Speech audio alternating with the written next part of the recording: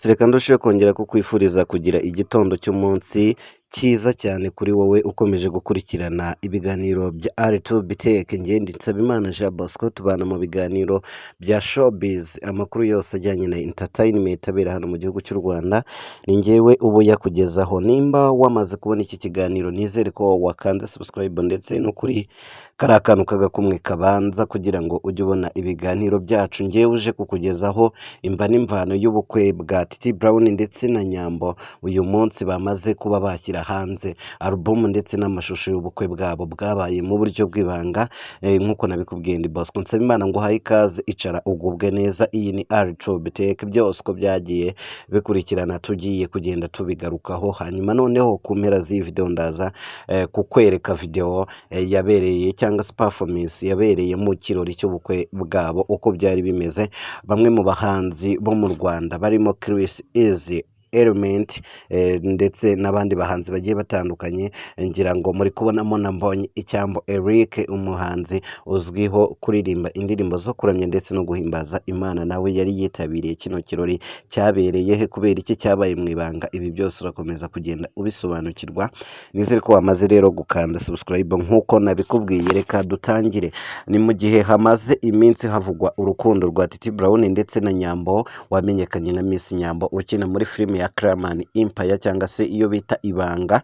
Nyuma y'ibyo ngibyo rero, uwo bita Nyambo yaje gutangaza yuko afitanye ubukwe n'umukunzi we Titi Brown wigeze gufungwa akamara hafi amezi 5 muri gereza ya Mageragere, aho yaje gufunguzwa n'uwo bita Scovia. Scovia ngira ngo muramuzi, ni umwe mu badamu baharaniye gushyira kwizana kwabo, cyangwa se ni umwe mu badamu nyine bavuga ari kwijyana, cyangwa se bamwe mu badamu bagenda bakora ibikorwa byiza bigatuma abantu barushaho kugenda babakunda.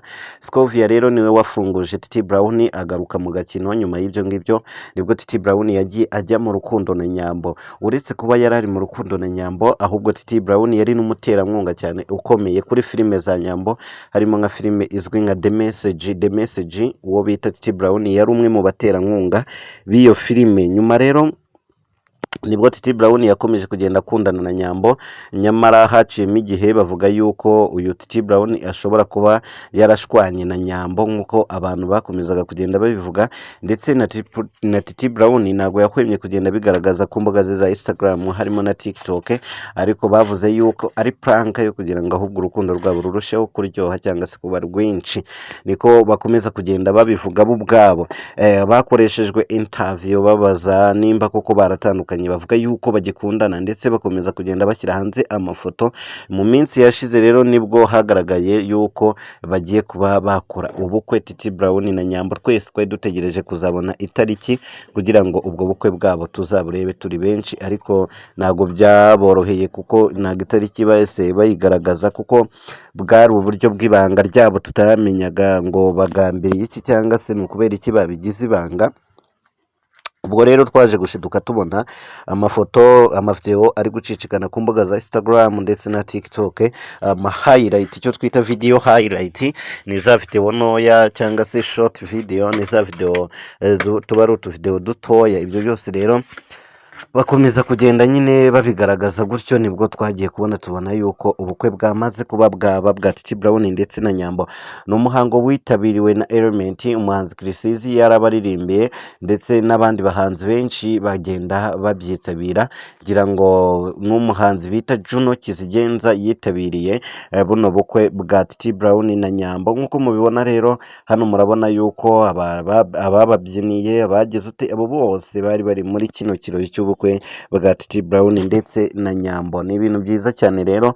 Reka noneho tugire dutya, nimba wamaze gukanda like, ariko nimba utakanze kuri kariya like, ni wibwire yuko iyo video we uri bwayifungure ngo ifunguke, kuko ubu nonaha tugiye kuya-updatinga mu buryo bwa website, tuyihuze n'iyi link yacu turi gukoreraho iyi nkuru, mubashe kureba ubukwe bwabo, kuko bwaciye kuri website ntabwo bwaciye ku rubuga rwa YouTube.